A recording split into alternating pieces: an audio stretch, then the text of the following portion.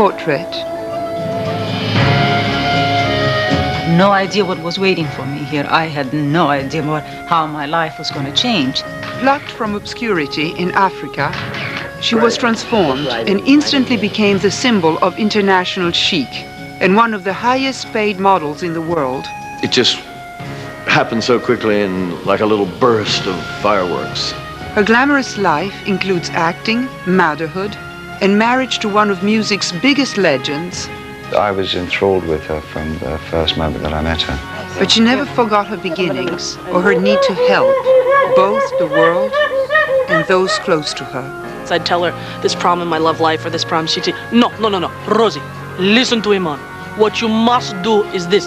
I am Isabella Rossellini with an intimate portrait of my fellow model, actress, and very dear friend, Iman.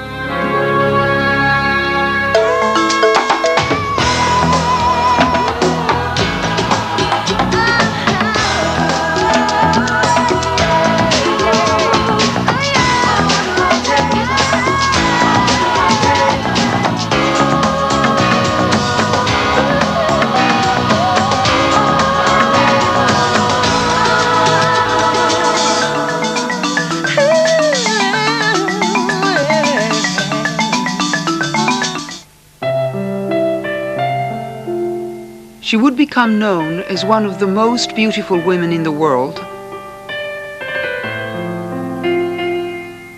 But as a young girl in Africa, Iman never could have predicted what her future would hold. We had no television, we didn't go to movies, so our mind was the instrument we had to dream. But I didn't dream like what young girls in America or the Westerns will dream. In terms of acting or modeling or, that, I've never heard of it.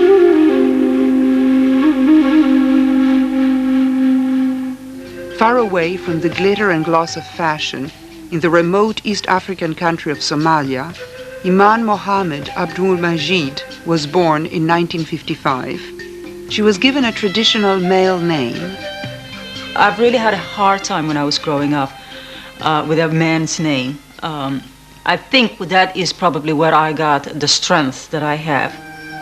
Iman was raised with few limitations with her brothers and sisters in the capital city of Mogadishu. Her mother was a nurse, her father a diplomat, who stressed education. She liked school. And every time she was reading books. I was absolutely the scholarly type. I was totally involved in books. I had no idea of how to dress. As a diplomat's daughter, Iman was privileged, well-educated, and spoke 5 languages. Still, she felt awkward and insecure and couldn't even get a date in high school. We were 450 of us in that school, and 30 of us were girls. The rest were boys. And I'll never forget, on my prom night, out of that 30 girls, each one of them probably had 50 boys. I didn't have one who asked me out. But Iman had more serious considerations at home. In 1972, a new regime took over Somalia. Fearing persecution, her family fled their beloved native land and crossed the border of Tanzania in exile. Iman was 16. People were arrested, people were executed. There was no choice but to leave the country. And my father, having now had the luxury of raising us as children of a diplomat, all of a sudden we had to fetch for ourselves. The experience had a lasting impact.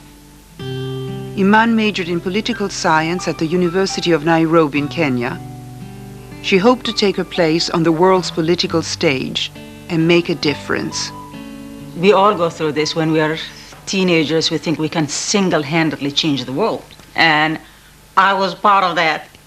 And I don't think I have lost that feeling that one person can change the world. But Iman's course of destiny was dramatically altered when jet-set fashion photographer Peter Beard spotted her on a street in Nairobi. People say, how did you discover Iman? I mean, how could you not see this overwhelming obviousness and I just happened to be, I own a camera, so I said, I hope you're not going to let all that go to waste or something. And then he said, listen, I'll pay you. Hello.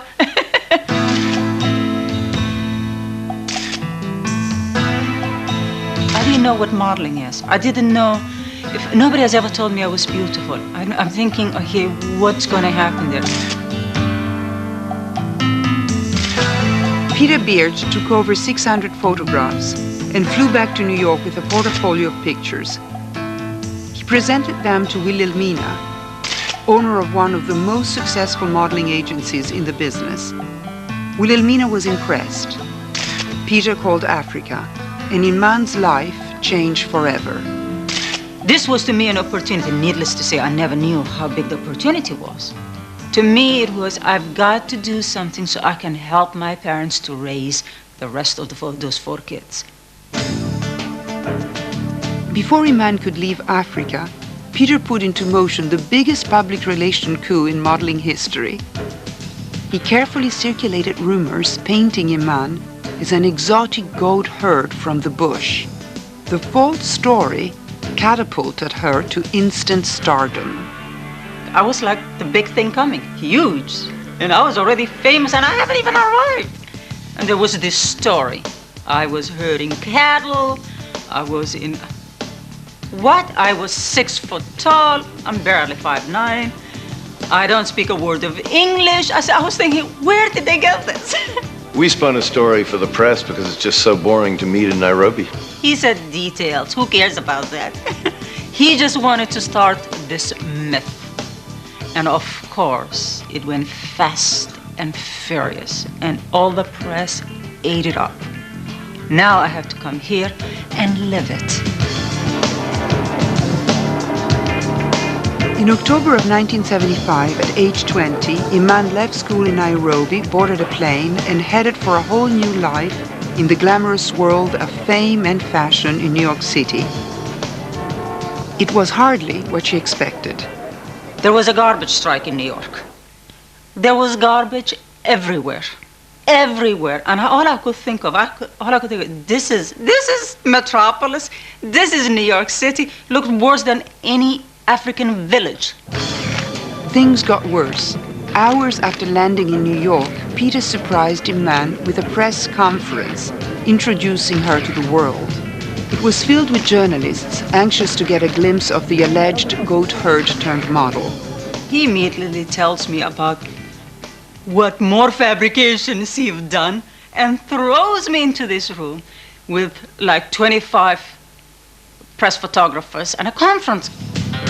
Iman struggled to maintain the myth to suspicious reporters. They even claim that my father is a Somali diplomat.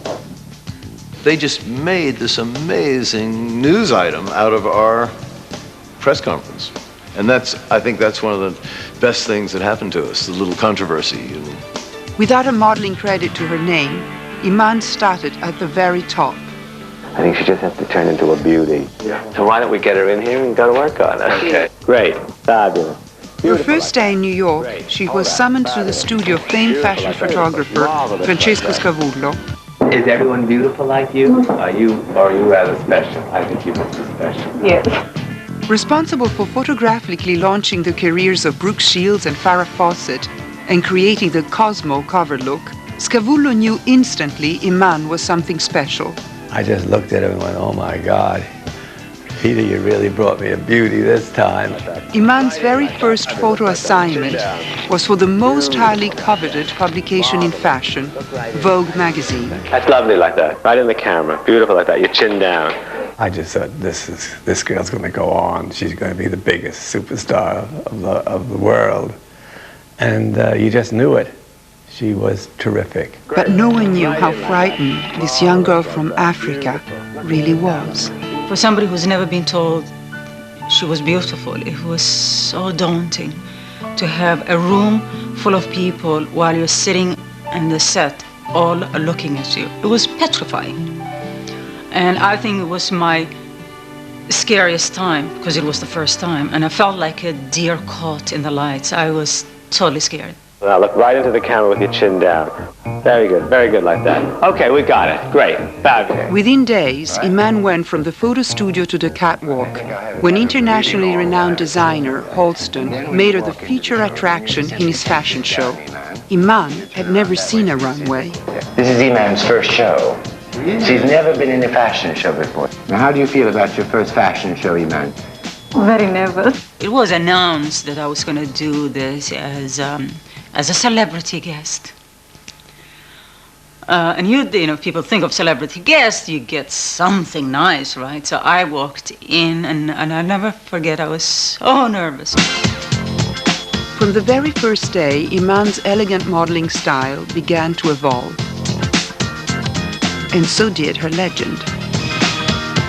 I'm not a sheep herder anymore, I am a princess. Because people said, oh, no, but she's so regal. Oh, she's got to be a princess. So then the story starts, I'm an African princess who herded cattle. Iman was the talk of the fashion world. But not everyone was happy with her instant success, as she accidentally discovered. A lot of people really have bought the idea that I did not speak English, and they were freely talking about me in front of me. She heard even very cruel things said. Oh, she needs to lose weight, she's very hippie, you name it, I've heard everything. And for somebody who's already not so sure about her looks, I was like, I gotta get out of here. I don't need this. But with me, I never walked away from a challenge, and it was a challenge. It was a challenge. Iman accepted the challenge and would soon silence even her harshest critics. Iman's rise to supermodel stardom when Intimate Portrait continues. I am Isabella Rossellini. We now return to Iman, an Intimate Portrait. Iman's entry into the world of modeling in 1975 was extraordinary. In a matter of days, she went from being an African college student, barely out of the teens, to international superstardom. Yeah, it's a regal look that could come out of any primitive, extraordinary, ancient civilization. She has that quality, which I think is so extraordinary. It made the 20-year-old feel like a fraud that would soon be found out. I thought if worse comes to worse, I'll go to an island and I'll become the best waitress in that island. I can start all over again. Instead, every major photographer, designer, and magazine fought to hire her.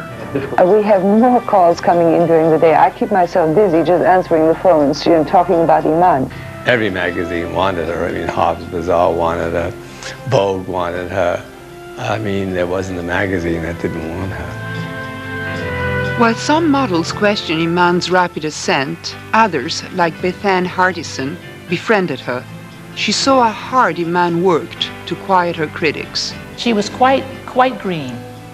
Learning how to do your makeup, learning how to do your hair, learning to know that you have to stay down on your weight, that as small as you are, the girls here are even tinier. All of those things she had to really learn, and she's a perfectionist. I give her a lot of credit. Iman not only had to work at being a model, she had to work at being famous. I think she was at a party and she had on a Halston dress, I think it was.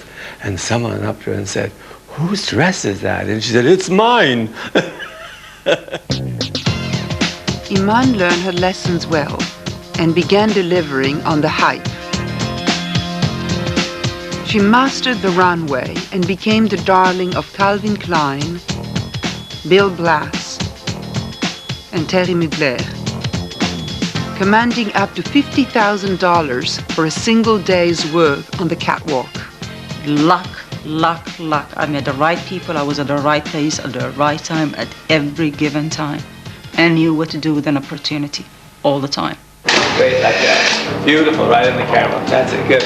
Iman's fame extended to the world's leading fashion magazines, where she landed cover after cover. But Iman wanted more. Those advertising jobs, those cosmetic contracts, those things that girls get paid for millions and millions of dollars, that's what I wanted. And that's what she got. Iman shattered the taboos that denied black women lucrative cosmetic deals by becoming the first woman of color and the contract to Revlon. It made me furious when I found out I was the first. You know, I was furious at them, I was furious at myself, because it just proved that they will respect or they will accept somebody foreigner than somebody from their own country. Iman has a natural sense of wanting to help make things different, wanting to make things better, changing the world. Iman was making a difference by changing the face of beauty. The business was at that time, yes, totally blonde, blue-eyed, what they call the girl next door. And I don't know what neighborhood they're talking about, because where I come from, they don't look like that. Barely in her 20s, and an international superstar, Iman was earning millions. The money, success, and fame became intoxicating. I'll tell you, I've spent so much money that I'm embarrassed to say it. I mean, I wish I had that money. I mean, I remember we'd take a Concorde flight to go to a party in Paris and come back the next day. Now, what was I thinking? I mean, no party is that good enough to be spending that much money. But for models, musicians, and actors, the real party was at home in New York City. I was at the time doing Studio 54 and, you know, parties and everything. Done everything, been part of everything, from drugs to traveling to staying up all night, clubs, the whole thing. I don't think I would really give that away and say, oh, I wish I didn't do that. I think that was just my growing up period, experimenting, living life at that time, what life was. But after a while, the party seemed empty. When you're feeling with your 100 friends lonely, there's gotta be some changes in your life. And if you learn to listen to it, you'll save yourself. For Iman, the void was soon filled by Olympic gold medalist and NBA basketball star Spencer Haywood. Iman fell in love, and in 1978, at just 23 years of age, she and Spencer married. When I met Spencer Haywood, I was already a model. I was a working model. I was a top model. So I was never a basketball wife. Within a year, Iman became a mother, giving birth to her pride and joy, a baby girl, Zuleka, which means precious. I was really at the height of my career when I had my baby. And I remember very well, not even thinking that it's going to do anything to my career or anything. And when I came back to start modeling again, I realized how hard it was to do it all over again, and I wasn't even trying to recapture where I left it. The most difficult part for Iman was the non-stop traveling required of a top model. It was taking a toll on her marriage and her little girl. I must say that at that time, if I was older than 23, if I had any sense, I probably would not be modeling or would just take jobs within the city area. But I didn't. I traveled a lot because that was how actually, as a model, as a black model, you make your money. I wouldn't repeat that mistake again because it is hard on the child. And she being an only child is even twice as hard. As hard as it was, Iman was in a business with a short lifespan and a new face around every corner. She worked very hard, and she'd have to triple up compared to her other contemporaries, which were her white counterparts. She had to work extremely hard. The hard work brought new opportunities. Hired to help cast the Oscar-winning film Out of Africa, Iman landed a small role herself. I did the movie, didn't tell a soul that I did it. Because, it was like a small part, I didn't tell a soul. I came and started working and totally forgot about it. And the New York Times reviewed it, gave the whole movie a great review, and gave me a great review. With an established modeling career, an acting career on the horizon, and a beautiful little girl, Iman seemed to have it all. But her personal life was starting to unravel. Tragically, Iman's husband, Spencer, was becoming addicted to drugs and was kicked off the LA Lakers. The marriage was crumbling. There was a child involved, so, divorce then becomes a different animal at that time. It's not like, okay, we can't get along or whatever, because there's so many other things to think of. Then, in 1983, Iman faced another crisis when a taxi accident in New York City almost destroyed her career. The whole left side of my face was broken. My cheekbone, my eye socket, and my shoulder, 2 ribs. Plastic surgeons reconstructed the left side of her face. Miraculously, she fully recovered and worked her way back to superstardom. I was shook to the core of my being. In terms of it changed all my perspective of what my life was and how was my thinking. Her husband also turned his life around and was now drug-free, but it was too late. In 1987, after 8 years of marriage, Iman and Spencer Haywood divorced. She was 32. How did I deal with it? You feel like a failure. You feel you failed. And in a way you did. When it comes down to it, she's just as human as the next person. She'll go into a frenzy and cry, break down, come back solid, able, because she's really, she's a warrior. And that's what good chicks are made of. Iman remained optimistic about love and hoped that a new relationship was around the corner. I've always thought, just looking at my parents, oh, there's got to be a man like my father out there. It would take 3 years, but Iman would eventually find her soulmate and the love of her life in one of music's biggest legends. Iman's fairy tale romance and dramatic return to Somalia next. I'm Isabella Rossellini. We now return to Iman, an intimate portrait. In 1987, Iman was newly divorced and at an age where most models were considered old. Even though she was 32, Iman's timeless beauty kept her career busier than ever. Revlon featured her in their Most Unforgettable Women in the World campaign, and she continued to land major modeling assignments, acting roles, and national commercials. One is, come into Team Pontiac and say, I'm ready. Iman sent me.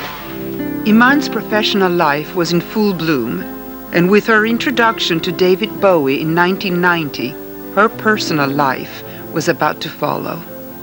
I personally think everything happens for a reason, and I think if I would have met him in the 70s or 80s, we would not be together. I really think there was a big plan from somebody up there of when will be the right time that me and him will meet.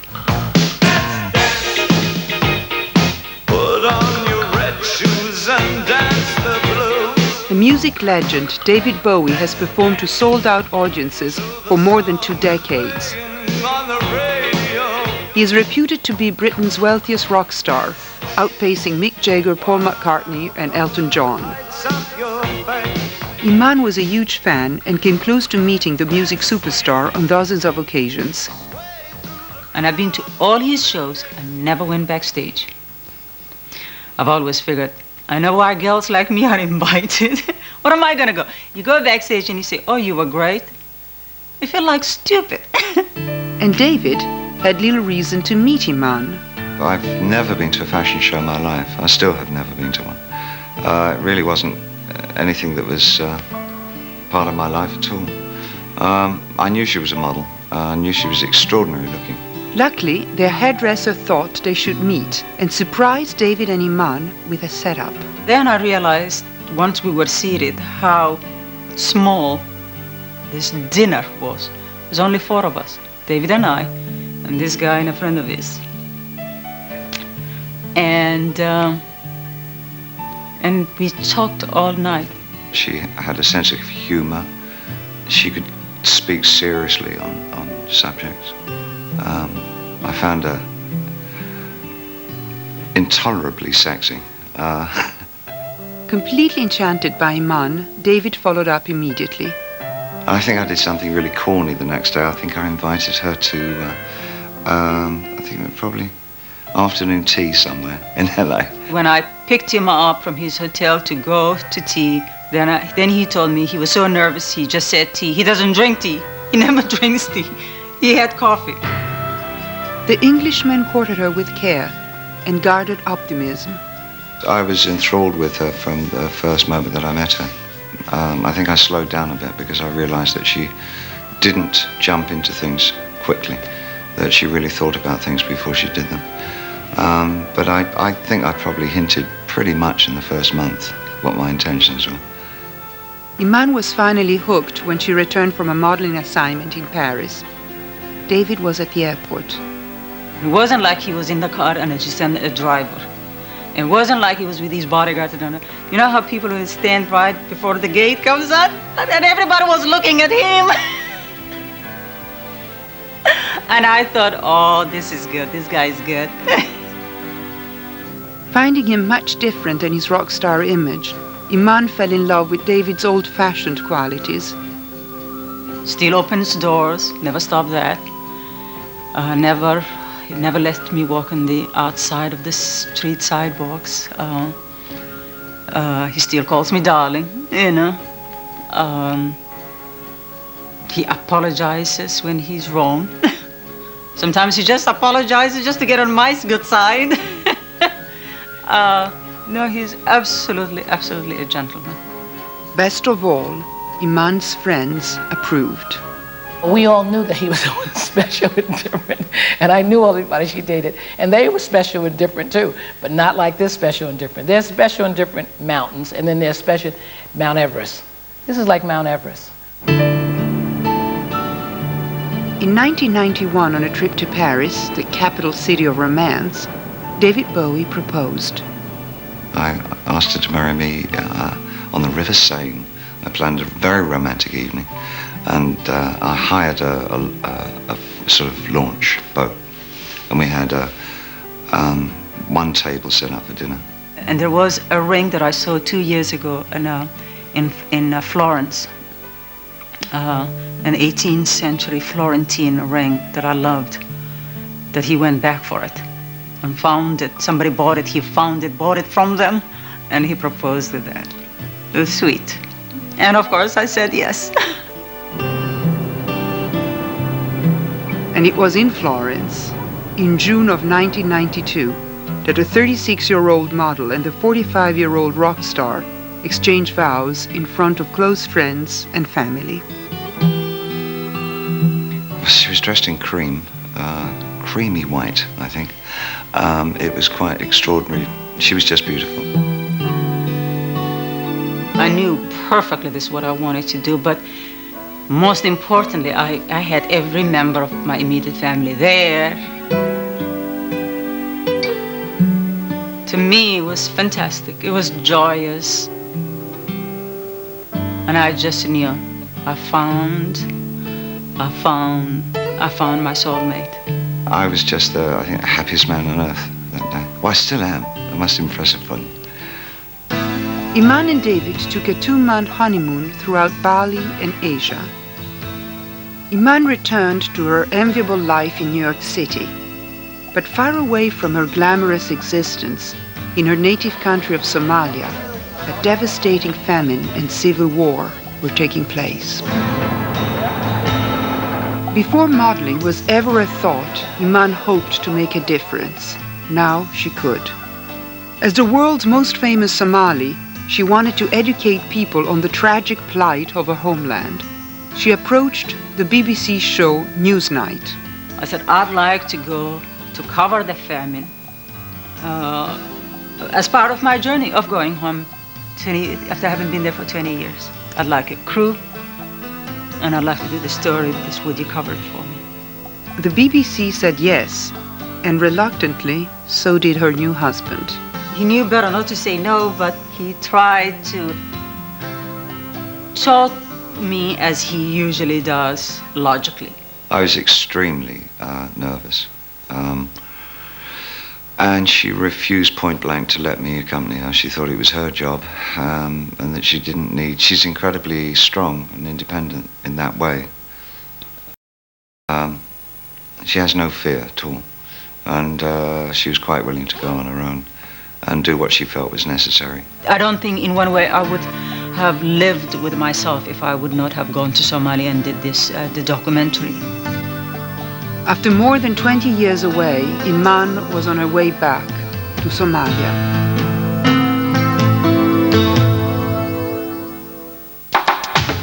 Iman's emotional return to Somalia when Intimate Portrait continues. I am Isabella Rossellini. We now return to Iman, an Intimate Portrait. In 1992, Iman had found her soulmate in husband David Bowie. She was named one of the 10 most beautiful women in the world by Harper's Bazaar and was acting in feature films like No Way Out and Star Trek VI. She worked hard to reach this pinnacle of success. Now, as Somalia's most famous face, she wanted to use it to draw worldwide attention to the plight of her native country.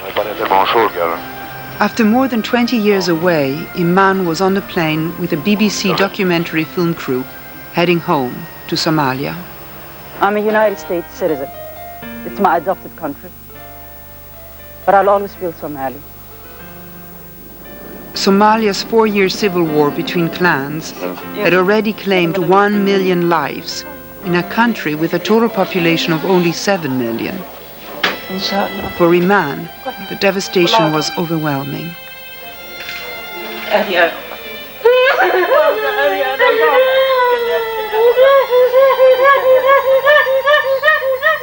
Was pure hell, was walking through pure hell. I thought if hell had any face, this is it. Iman spent 10 dangerous days traveling from the country's desert interior to the embattled coastal capital of her birthplace, Mogadishu. Keep going! Keep going! Move! With no government, a country in chaos, and children armed with guns, even Iman was not immune to the violence. Get him in the car! Get in the car!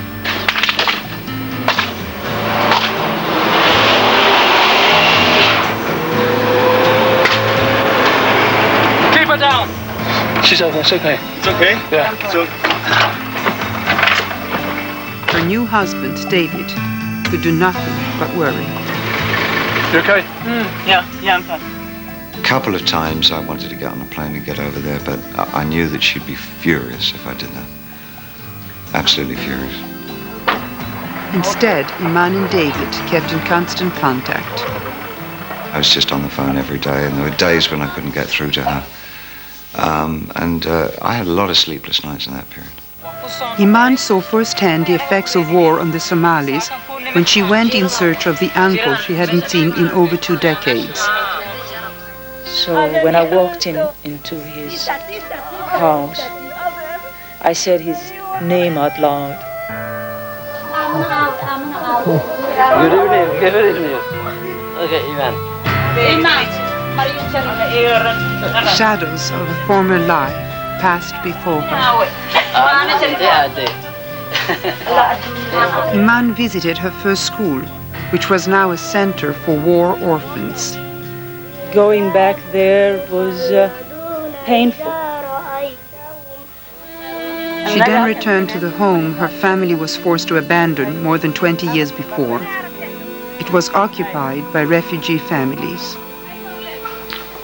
This is my old bedroom. And I shared it with my younger sister. Last time I saw this place was in 1972, 20 years ago. Basically looks the same, but it's just run down.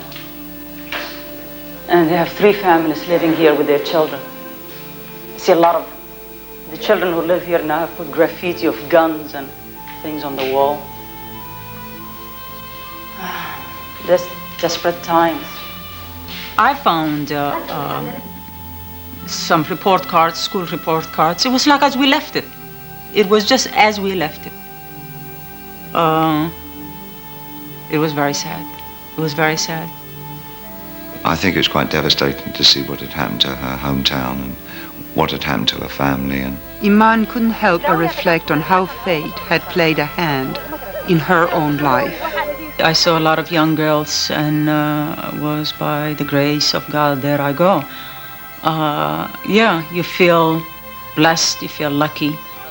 It's heartbreaking to see what has happened to a country that had so much potential.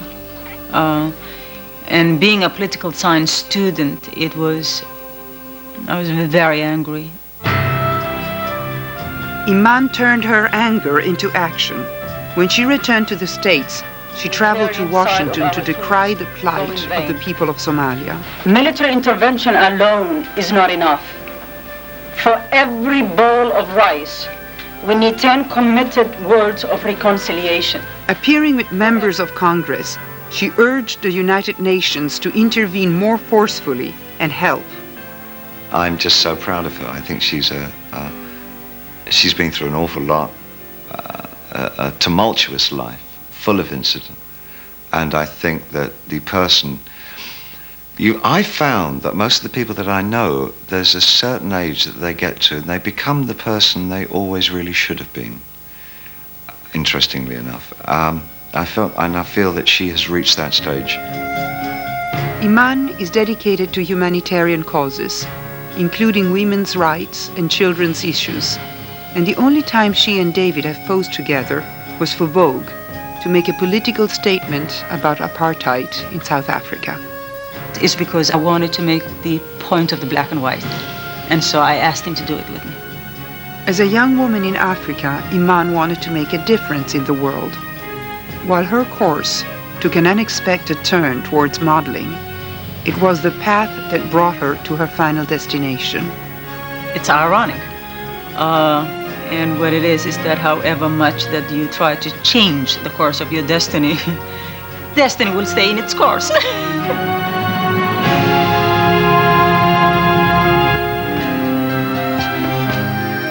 Growing up in Somalia, Iman was taught to follow her dreams and create her own path.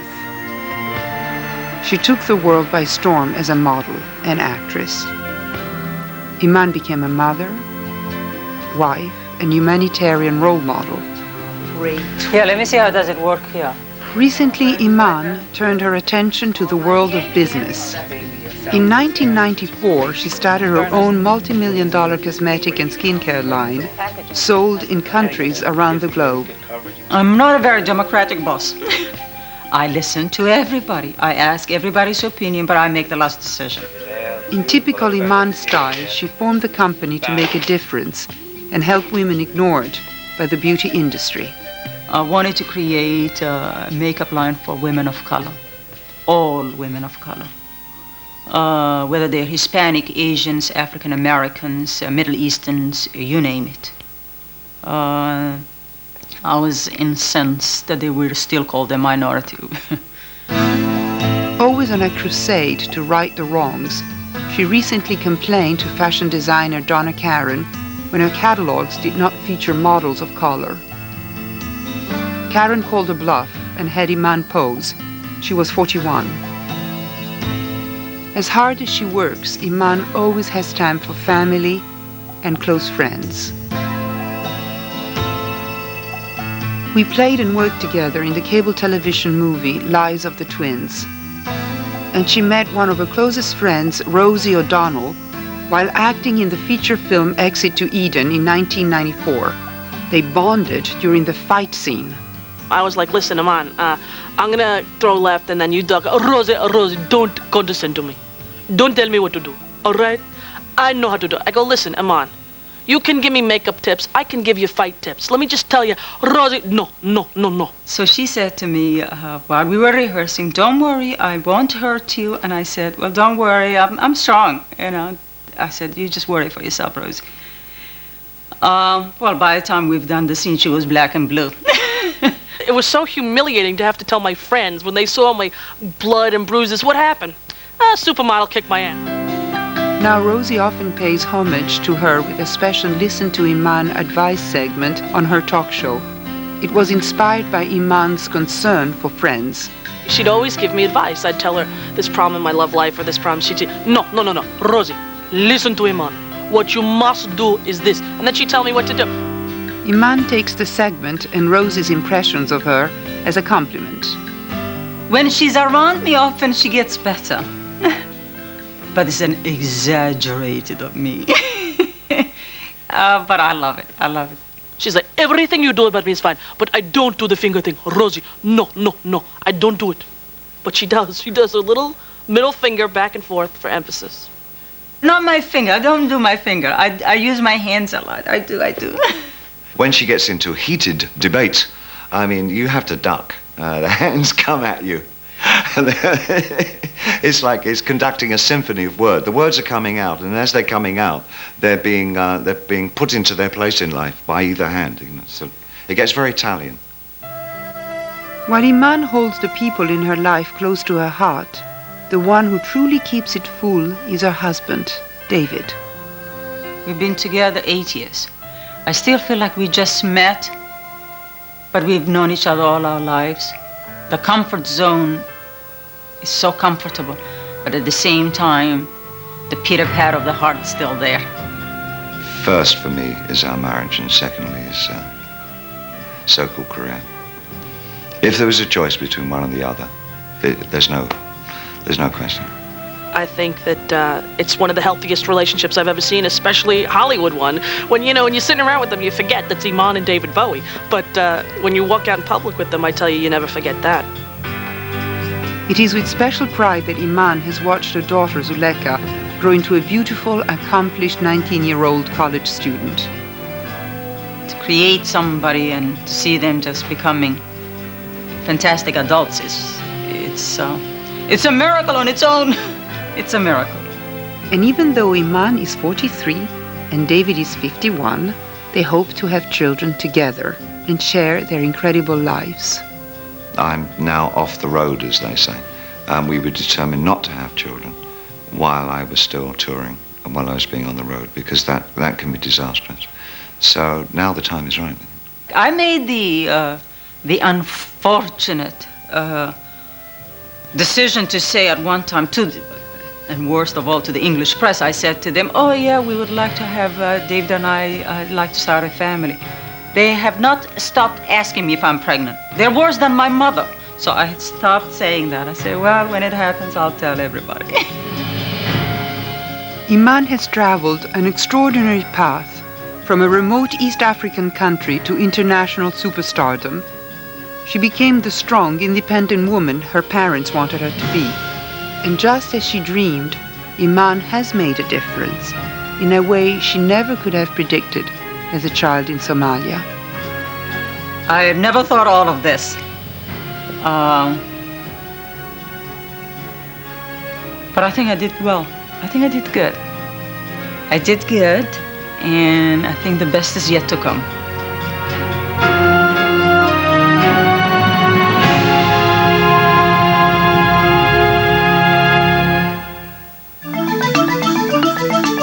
Delving into the paranormal, it's Psychic Lifetime at 3 here on Breeze. But just before that, time for an afternoon snack from Mr. Parmenter. Next.